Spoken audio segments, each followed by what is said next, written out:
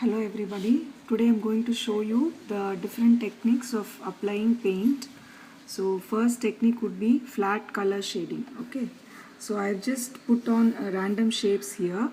This is just to bring about brush control, and I'll be filling different colors in each of these shapes. First I'm just starting with chrome yellow. I just loaded the paint onto my palette.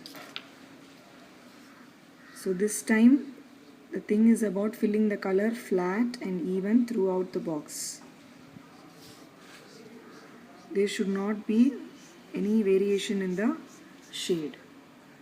So this technique will be applied when you are filling the background of most Tanjore paintings. The shading part will happen only for the skin, flowers, the mandapam, all that. The background will generally be filled with one Prussian blue flat background. That's generally called a blue-black background. So in most cases, one coat would be sufficient. But when you're applying on the Tanjore board, depending on the texture of the Tanjore board, you may have to apply 1 or 2 coats to get an even finish. So always don't decide if the paint has come out flat just immediately after painting. Let it dry completely, then check how the shade looks, and if you really want it, then just apply a second coat. So this is the first thing.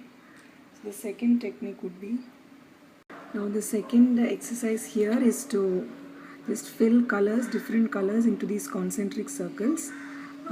This is again to get brush control. So you will know how to control the brush when the area is curved like this. So initially what you do is just give an outline like this for the inner and outer areas, and then you can fill the color inside that.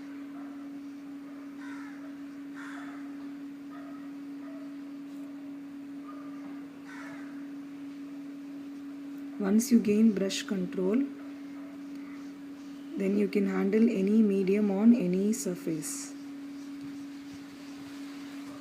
You don't have to search for a thin brush for a smaller area, a big brush for a bigger area. You can control the brush so well that you can use any brush on any sized surface.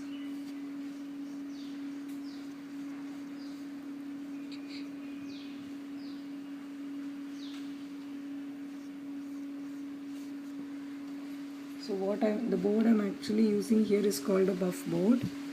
The colors will stick much better on a Tanjore board. Will stick more evenly on a Tanjore board.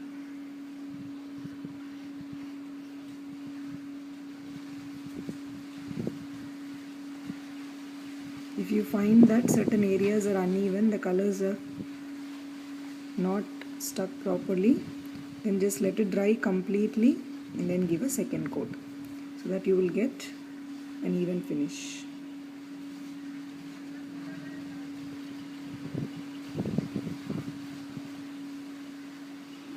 Also, when you're filling colors flat for a background, just make an estimate of how much paint will be required for the entire surface and mix it properly in one go and keep it, and then switch off your fans in your room and then quickly fill it, because if the paint starts drying, your tendency will be to mix water and the tone of the color will vary.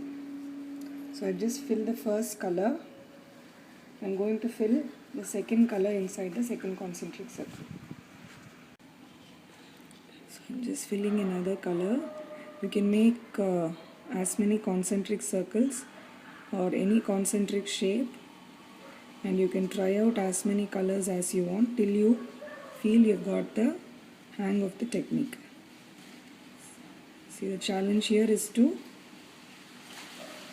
fill the colors exactly within each of these concentric areas without one color overlapping or moving into the adjacent region.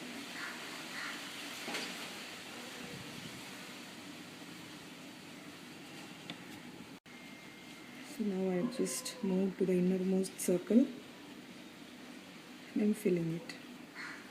And if you look closely, I'm using a very big sized brush. This is of size 8, but still I'm able to work on such a small area as this circle.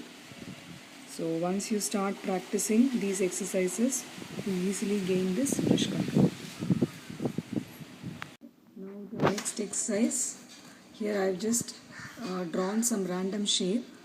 There was nothing in mind while creating this shape. It's just that I have created a lot of sharp edges and broader surface areas so that you will be able to move your brush in all these areas appropriately and fill it without the color spilling out of these edges.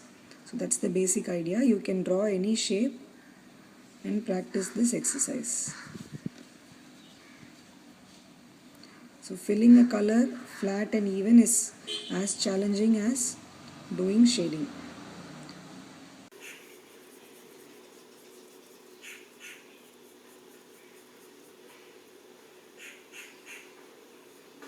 When filling flat colors, most cases make sure you don't take too much water, because taking water every now and then and mixing diluting the color will give rise to different shades of the same color, meaning you won't get the flat finish.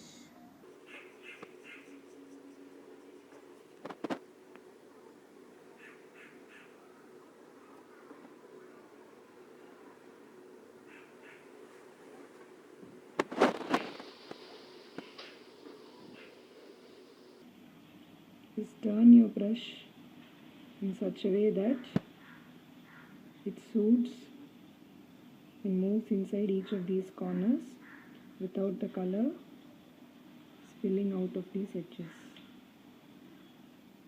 When you're filling larger areas, just press your brush.